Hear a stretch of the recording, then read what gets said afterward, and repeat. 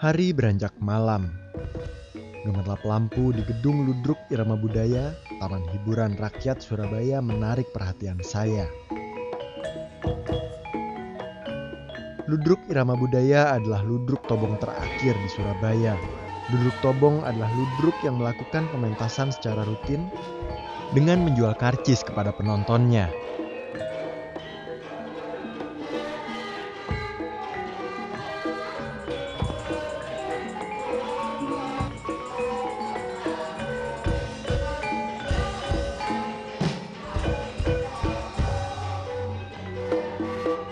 Saya pun membeli karcis dan langsung masuk ke dalam gedung yang nampak megah ini.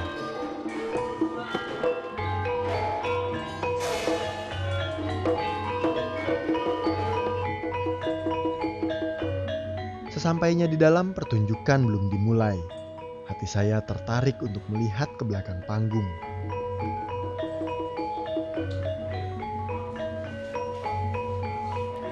Tampak para pemain sedang bersiap-siap untuk melakukan pementasan malam ini. Seluruh pemain ludruk sejatinya adalah laki-laki, meskipun dalam peran ada juga yang berperan sebagai perempuan.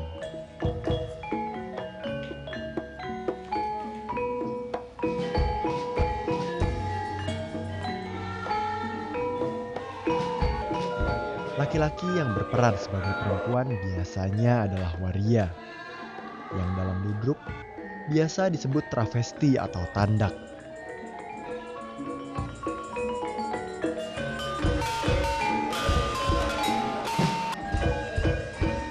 Pementasan malam ini menampilkan lakon Lupus Juragan Tahu, dan tari remo menjadi pembuka. Salah satu pakem ludruk yang harus ada di setiap pertunjukan.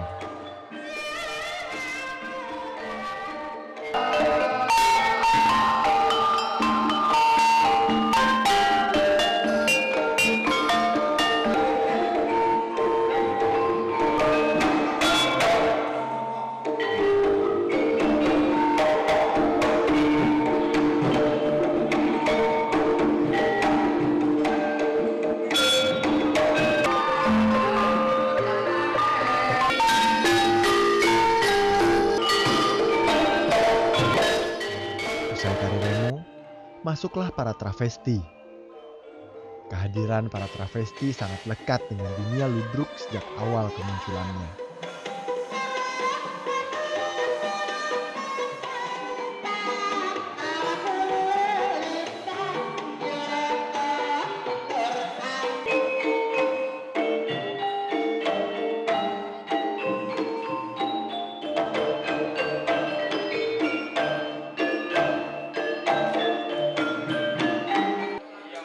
Sementara itu, dagelan atau lawak adalah salah satu bagian yang sangat ditunggu-tunggu para penonton.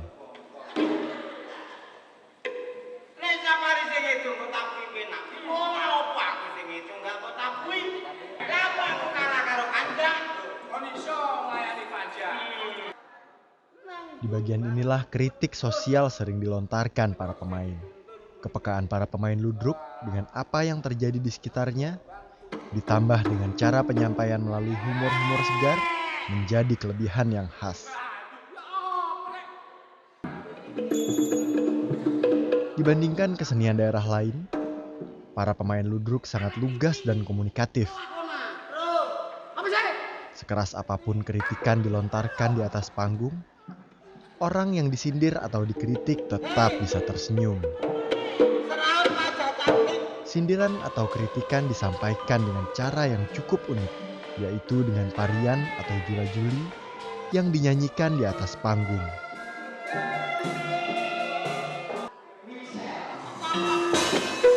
Kau cantik alami, aduh berani lagi.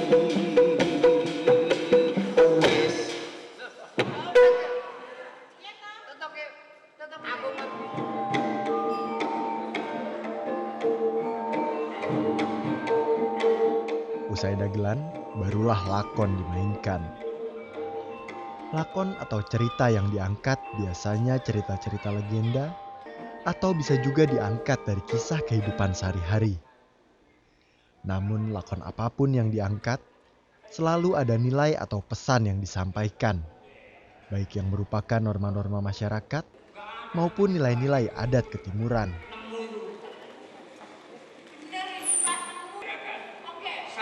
Peran di atas panggung memang penuh dengan kemegahan.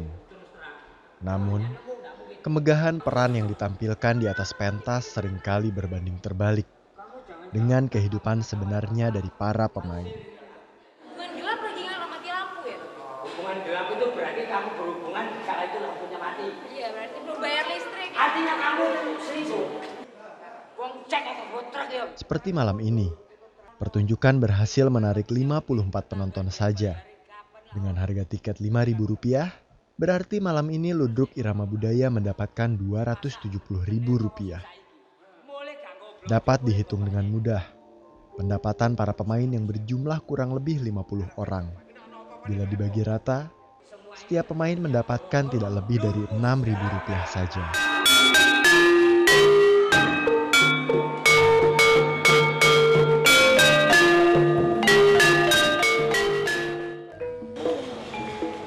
Saya pun tergelitik untuk mencari tahu bagaimana kehidupan sehari-hari dari para insan ludruk ini.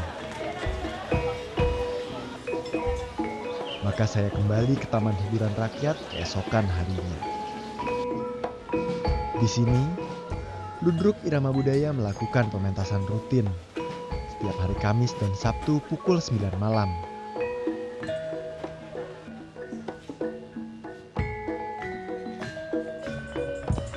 Pada siang hari, gedung ini tampak berbeda. Tampak bangku-bangku kosong, saksi bisu pertunjukan semalam.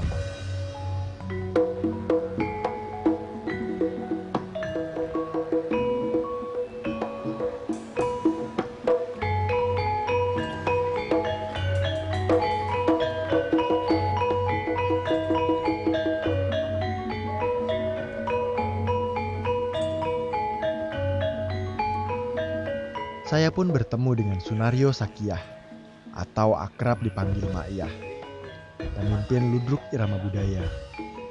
Ma'iyah tinggal di sebuah ruang sempit di salah satu sudut gedung. Ma'iyah merintis kelompok Ludruk Irama Budaya sejak tahun 1985. Mulai waktu masih ngerias tuh tahun 85, 86 itu cuman nawarin kalau ngerias tuh ayo sama ludruknya apa enggak gitu. Mulai bikin topong mulai 87. Ma'iyah kini berusia 64 tahun. Ia mengaku telah menyukai ludruk sejak kanak-kanak dan sudah mulai main ludruk sejak usia 15 tahun. Sayang, kini Ma'iyah sudah tidak bisa main ludruk lagi karena penyakit yang dideritanya sejak beberapa bulan terakhir. Namun Ma'iyah selalu memperhatikan setiap pementasan dari samping panggung.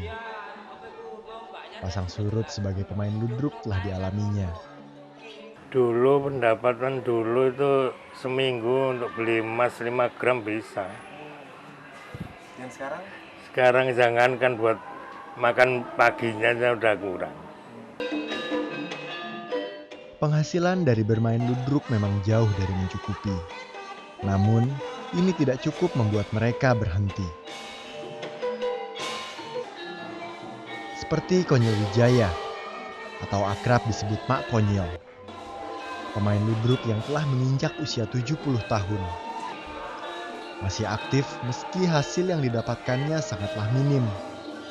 Sekitar Rp10.000 setiap kali pementasan. Sebenarnya tidak cukup. Untuk senang itu bagaimana ya? Nah, pulang perginya kendaraannya sudah 6.000. Balen itu. Terus tinggal 4.000. Kalau datang ke sana ya beli kopi, beli rokok, ini apa cukup. Ya untuk senang saja.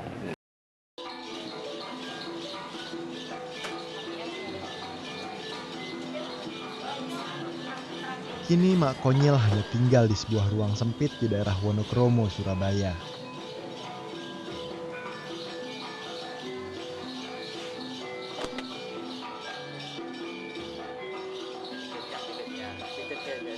Untuk memenuhi kebutuhan sehari-hari, Mak Konyil menawarkan jasa pijat kesehatan. Sebuah lakon kehidupan yang harus dijalani di luar panggung.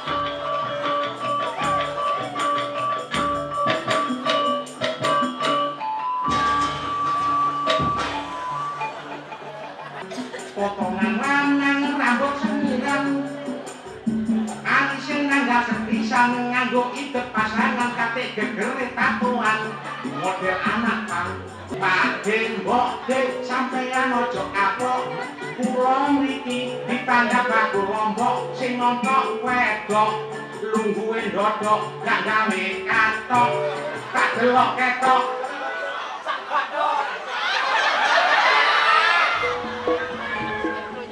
Dari riset yang saya lakukan, tidak didapat informasi yang pasti tentang asal-usul kata ludruk. Ada yang menyebutkan berasal dari kata gela-gelo dan geradak geruduk, artinya kepala menggeleng-geleng atau gela-gelo, dan kaki geradak geruduk, menghentak-hentak di lantai seperti penari ngeremo.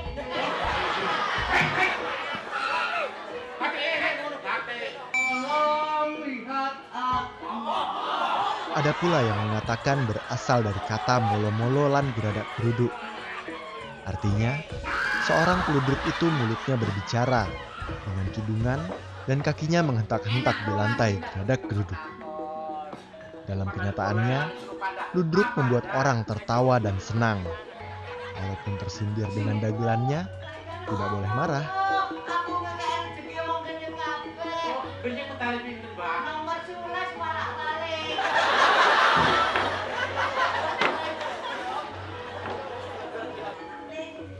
Era tahun 80-an boleh dikatakan masa keemasan ludruk.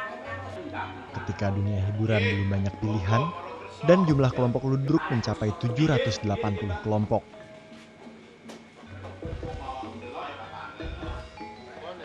Dulu itu ludruk itu masyarakat itu terdengar ludruk itu saja sudah penonton tidak amat. Dan pulangnya mengikuti ludruk. Nah ludruk dulu itu matahari keluar itu belum buyar. Dulu itu belum ada listrik masuk desa itu. Memang ludruk itu masih digemari oleh masyarakat. Sehingga ludruk itu penontonnya dari sore sampai pagi. Pernah itu ludruk itu sampai jam 5 matahari sudah lahir itu barusan bubar. Gitu penonton penuh. Seiring dengan penurunan jumlah penonton, berakibat langsung pada penurunan jumlah kelompok ludruk.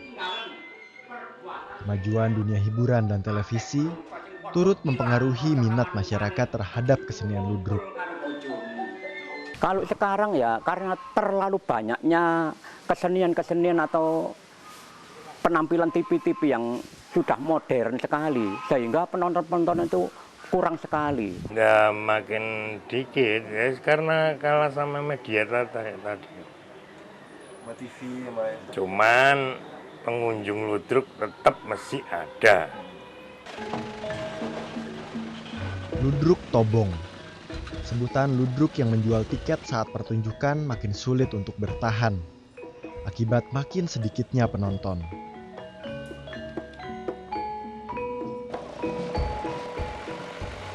Beberapa kelompok menyiasati dengan hanya menerima panggilan atau biasa disebut terop. Kelompok ludruk karya budaya dari Mojokerto adalah salah satunya. Bahkan kelompok ini mendapat julukan Raja Terop. Dalam 1 tahun, Karya budaya rata-rata mendapat panggilan 90-120 kali pementasan.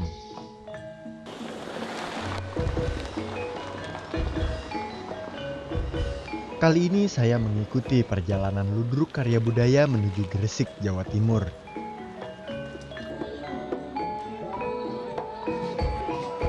Selepas senja, para pemain mulai memakai make up.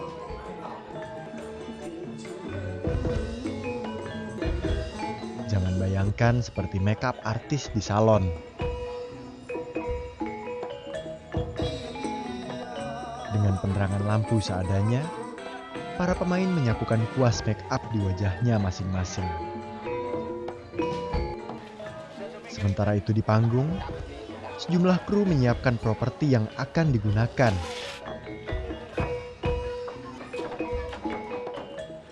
Saya kagum. Ternyata pada setiap pementasan ludruk karya budaya menggunakan petasan dan kembang api untuk menciptakan suasana yang berbeda. Penulisan naskahnya pun cukup unik. Dilakukan hanya beberapa saat sebelum pertunjukan. Sang sutradara Siluman Bedes Putih, lakon yang akan dimainkan malam ini, hanya menulis pada papan tulis kecil, sehingga semua pemain bisa melihat kapan mereka harus masuk panggung.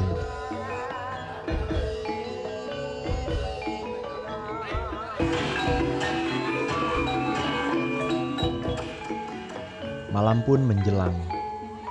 Penonton mulai berdatangan dari berbagai penjuru kampung. Lazimnya pertunjukan ludruk, pementasan kali ini dibuka dengan tari remo.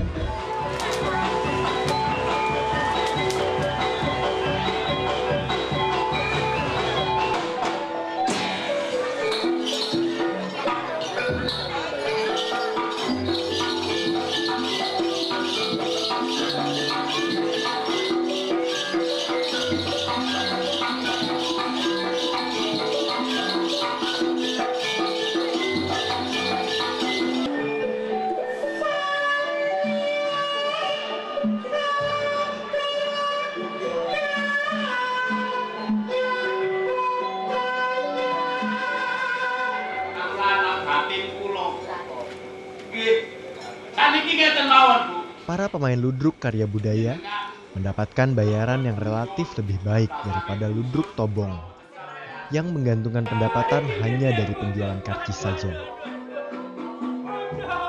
Namun tetap saja tidak cukup. Bagi para pemain ludruk, memainkan lakon, menghibur para penonton merupakan kepuasan hati yang tak ternilai. Kalau penghasilan dari ludruk, saya kira kalau untuk mencukupi ekonomi, saya kira saya kurang. Cuma karena saya sangat sangat mendarah daging dengan dunia ludruk, ya tetap saya eksis di ludruk. Cuma caranya untuk memenuhi kebutuhan ekonomi, saya carikan di pekerjaan yang lain. Misalnya saya itu jahit atau buka salon seperti ini, terus ngerias gitu caranya. Mulai awal ngeludruk sampai sekarang tidak pernah memperhitungkan itu cukup atau tidak, itu belum pernah.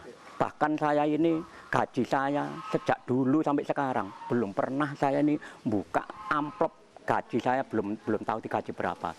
Datang dari terop langsung saya kasihkan ibunya. Lakon di panggung memang tidak sehebat lakon di kehidupan sehari-hari.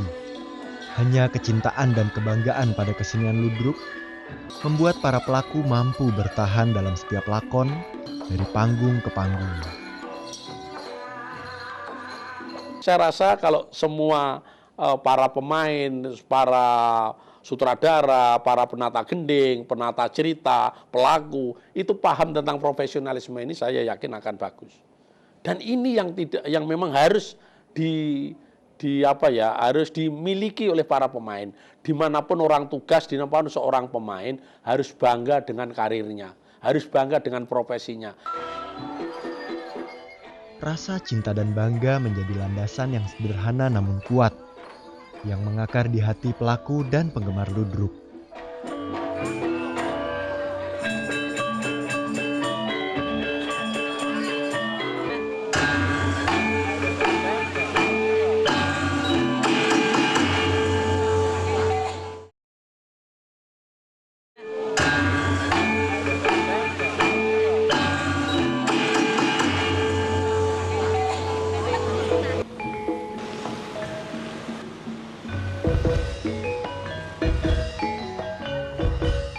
Jawa Timur, Cak. Yo ludrukan, Rek. Ungkapan seperti itu sangat akrab di telinga saya. Ludruk berbeda dengan ketoprak di Jawa Tengah. Jika ketoprak muncul dari kalangan keraton,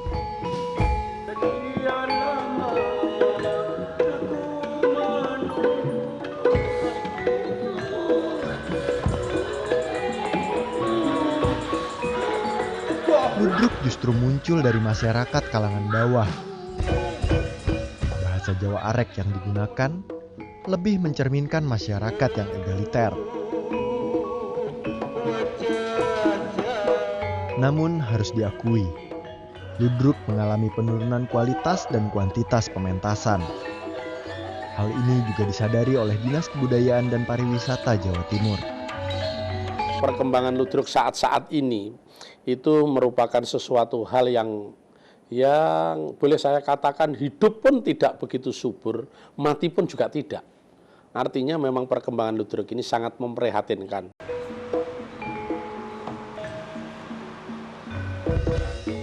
Untuk kembali meningkatkan kualitas ludruk, Dinas Kebudayaan dan Pariwisata Jawa Timur akan melakukan langkah-langkah strategis untuk mendorong semua masyarakat yang terkait. Yang pertama, SDM. Jadi SDM ludruk ini menurut kami perlu mendapatkan dorongan dari berbagai hal, terutama dalam peningkatan mutu SDM. Ini yang pertama.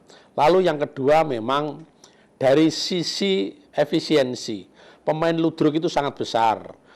Jumlah pengrawitnya, jumlah pemainnya. Namun ini juga tidak akan menghambat manakala tampilannya bisa maksimal. Masyarakat tidak menghiraukan itu kalau ini bisa maksimal. Lalu yang ketiga, memang harus banyak apresiasi. Karena yang namanya kesenian itu dicintai orang itu karena sering ketemu.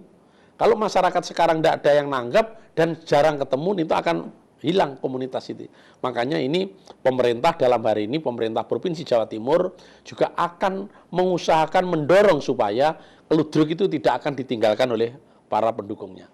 Tidak hanya sutradaranya, penata musiknya juga ada garapan musik yang bagus, garapan busananya juga yang modern, artinya ada pembaruan.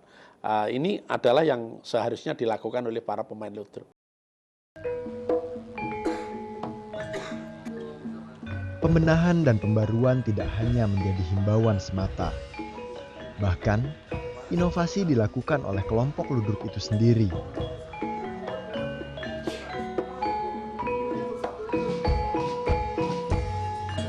Ketika saya menjelajah dunia maya, ternyata Ludruk Karya Budaya telah melakukan penyebaran informasi mengenai pementasan ludruk melalui Facebook dan blog. Melalui jejaring sosial itu, para pecinta ludruk bisa memantau jadwal dan lokasi pementasan.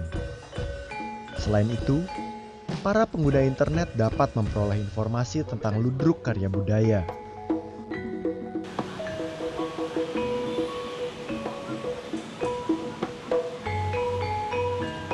Minimnya ketertarikan kaum muda pada kesenian ludruk menimbulkan kekhawatiran dalam hal regenerasi.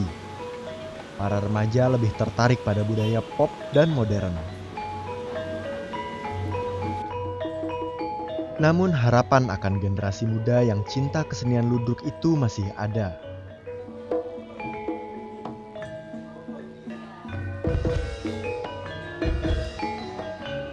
Andreas, salah satu pemain muda di Ludruk Irama Budaya.